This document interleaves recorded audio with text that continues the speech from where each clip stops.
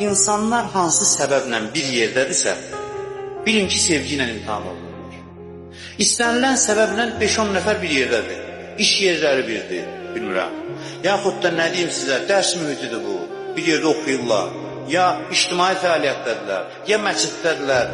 Adamlar ki, toplandı bir yerə, nə səbəbdən, ziyarət səfərinə gedirlər. Bilin ki, məhəbbət imtihanı üçün Allah yığıb ki, görsün kim kimi daha çox sevəcək. Belə baxmasınız həyata. Qonşular bir evdə yaşayır, toplumdur da o da. Toplumdur, məqsəd Allahın imtihan eləməsidir. Görək burada kim daha fədakar bu qonşular arasında. Biz deyirik, yox, biz yaşayırıq özümüz üçün. Qonşu orada, mən burada. Yox, Allah özü yığıb bu adamları bir yerə. İmtihan eləsin, görsün ki, bu qonşular içində kim olursa daha çox sevir. Qabaq bir evdəki kimi yaşayırdılar. İndi görsən, heç siz tanımır. Bu böyük bir zərbədir. Cəmiyyətdə, belə cəmiyyətdə boğulur adam yaşamaq istəyir.